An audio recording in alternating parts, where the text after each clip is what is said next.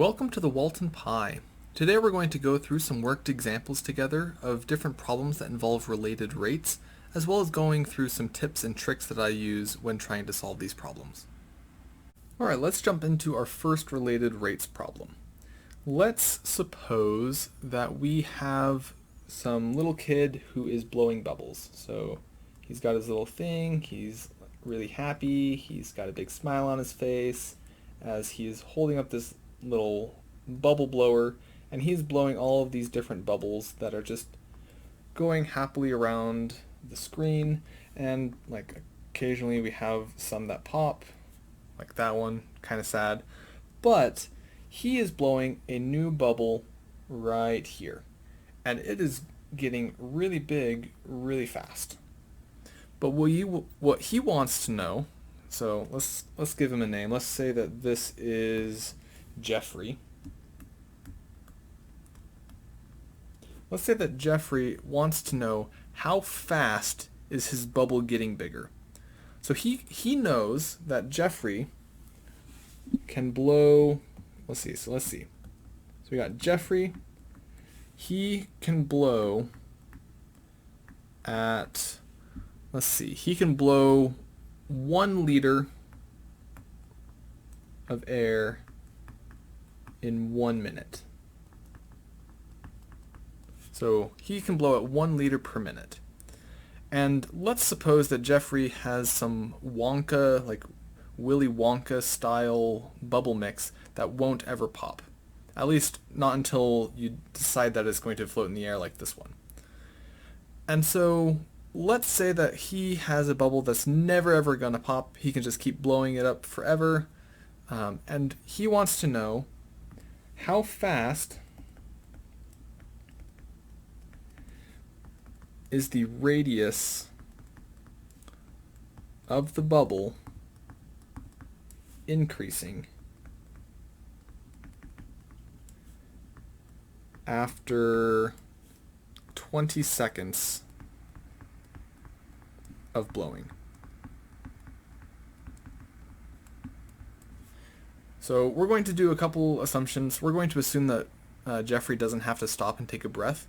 He is some magic person that way, where he can just constantly be blowing air out. And so we need to figure out what's the relationship between the increase in volume and the radius of the bubble. So I would probably start by drawing a picture of a bubble. So here's our bubble, we have some radius, and let's connect the dots. So we have a volume, because that is 1 liter of air. Let's actually put that in. 1 liter of air, that is a volume. And specifically 1 liter in 1 minute. This tells us that dV dt is equal to 1. 1 liter in 1 minute. That's what dV dt is. And we also know that we want to figure out something about the radius. So that means we need some way that connects volume to the radius. Well, we know the volume of a sphere is 4/3 pi r cubed, and so this is going to be what we are going to be taking the derivative of to be able to get some relationship. So taking the derivative of everything with respect to t, that's going to give us dV dt is equal to 4/3 pi times 3r squared times dr dt. Remember, this piece is important because this is coming from the chain rule. Well, what we can do is we can then say, well, this simplifies a little bit, so this becomes a 4 pi r squared dr dt. And now we can use this along with what we were given at the beginning. So we know that dV dt is 1. So we know that we have some value for this. We know 4, we know pi, but we don't know r and we don't know dr dt. However, what we can do is we can use this equation, the volume is 4/3 pi r cubed, to solve for the radius after 20 seconds. So that tells us that the volume after 20 seconds is equal to 1/3 of 1 liter. The reason we know that is Jeffrey is starting to blow up the bubble, and it's no volume at no seconds, and then it's going to be 1 liter after 1 minute, and he's blowing at a constant rate. Since 20 seconds is 1/3 of a minute, that means that volume is going to be 1/3. So that is equal to 4/3 pi r cubed. So what that can tell us is we then know that pi r cubed is equal to 1, specifically 1/4. So r cubed is 1 over 4 pi. R is the cube root of 1 over 4 pi. And so now that we know r, we now have dv dt, 4/3 pi 3 r squared, and now we can solve for dr dt.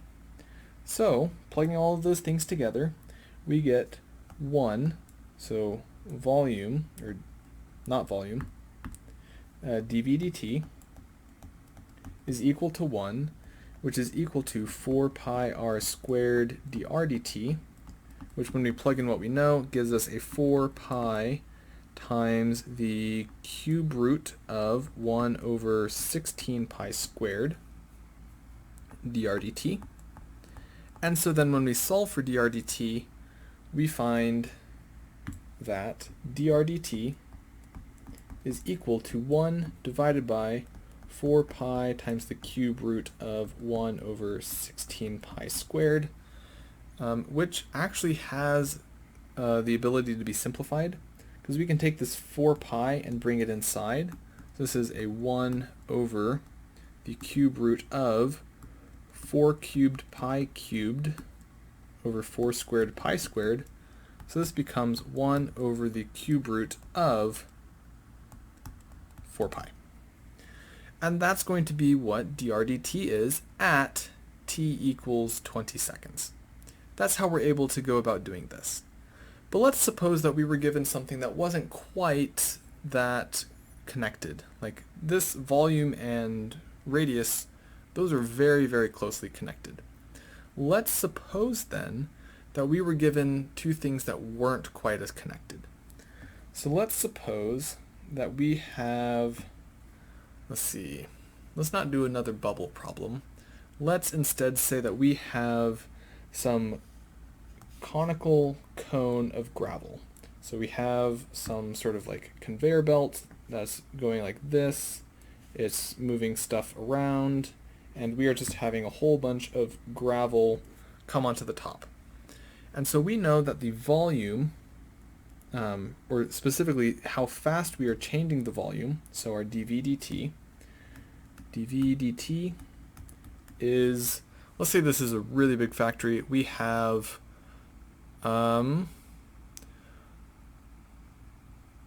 we have 1,000 cubic meters per hour. So we have a whole bunch of gravel and rocks and stuff moving down this conveyor belt, falling onto the top of the cone. And specifically, we know that this cone has the height is equal to 1/3 the base.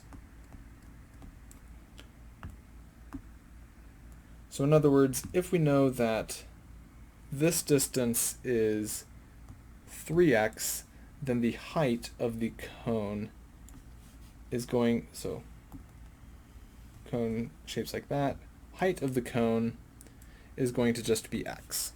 So that's what we know about this shape of the cone, and we are trying to figure out how fast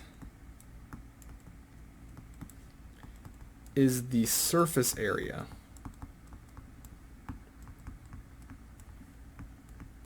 of the cone changing.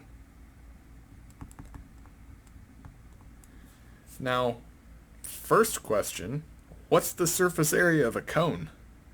Now, unfortunately, the surface area of a cone is not something that's super well known, but fortunately we do have Google, and so I was able to look up what the surface area of a cone is.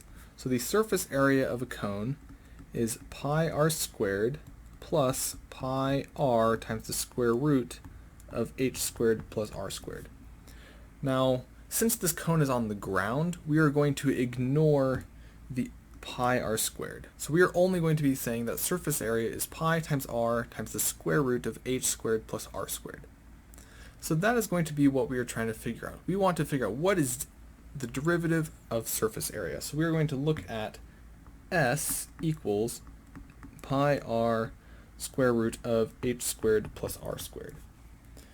Now, at this point, we might be trying to ask ourselves, well, I don't know how I'm supposed to connect the volume to the surface area.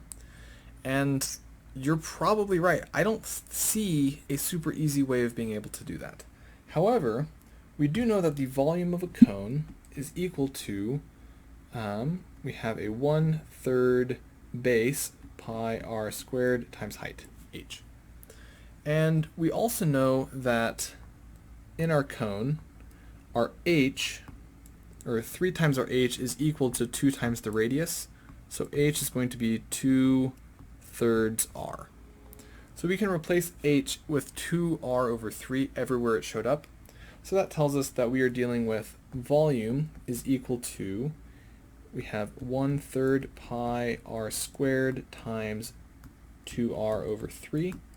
And surface area is going to be a pi r times the square root of 4r squared over 9 plus r squared. And those are going to be our two equations that we're going to be using. So let's rewrite those just a little bit to make them a bit more simple to remember.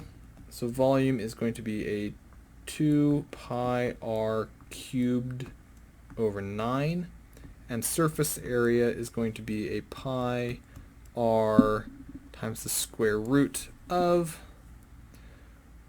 4/9 plus 9/9 is 13/9 r squared. Or in other words, surface area is pi r squared times the square root of 13 over 3. That's going to be our surface area. Now, at this point, we could try and solve for v in terms of s or s in terms of v. However, what we are going to instead do is we are going to just take the derivative of both of them and make the connection through dr dt. So volume is 2 pi r cubed over 9, so dv dt is going to be 3 times 2 pi r squared over 9, or in other words, 2 pi r squared over 3, and ds dt, that is going to be a 2 pi times the square root of 13 over 3 dr dt. Forgot the dr dt here. And so now what we can do is we can solve for dr dt if we need. Since we're trying to find ds dt, so this is our goal, let's use this dr dt to solve for it in terms of the others. So this side gives us that dr dt is equal to dv dt divided by 2 pi r squared over 3. So we can put the 3 on the top. And that's what dr dt is. Take that and plug that in right here. And from there, we are able to show that ds dt is equal to, we got a 2 pi square root of 13. Am I missing an r? I am definitely missing an r right here. R. So 2 pi squared root of 13r over 3 times dr dt times the 3 dv dt over 2 pi r squared. And now we have a few things that can cancel. Those cancel, the 2 pi's cancel, that r cancels with this r, and all we are left with is the square root of 13 dv dt over r. Well, that is a lot simpler than we probably thought it was going to end up being. And the brilliant thing about this is we didn't have to go back and solve for r and then plug that nasty thing in. We were able to just take the derivative of both and then plug in the different things and use a connective variable or a connective concept to be able to move from one to the other without ever having to solve explicitly what is volume in terms of the surface area. And so at this point what we can do is we can solve for what value of r would be. We didn't give any of that. So instead we can just replace the dv dt. So that means that this is going to be square root of 13 times 1,000, because that's dv dt, all over r. And that is going to be the rate that the surface area changes. And so if we know what r is at some point, we can then immediately say how fast is the surface area increasing. So in general, the way that I would approach these problems is first, if you can find an easy function that directly connects the two, use it. So that would be our example back here when we were doing something with Jeffrey's bubbles. There's a function that connects volume and the radius. Volume is just 4/3 pi times the radius cubed. There is a function that's easy to find, and so using that, that's going to give us a way of being able to solve for our problem. Whereas in our second problem with the cone, there isn't an easy function that connects the volume to the surface area. But there is a variable that connects the two different functions that describe volume and the function that describes surface area. Both of them can be written in terms of just the radius, and so that gives us a way of being able to solve for them very, very easily in terms of the other without ever having to go through the route. And so those are the general ideas that I use whenever I am tackling one of these sorts of problems. I hope you enjoyed this video and that it was helpful for you. Please check out some of my other videos, and please like and subscribe if you have not already so I can continue to make these sorts of videos. Have a great day and good luck with the rest of your math.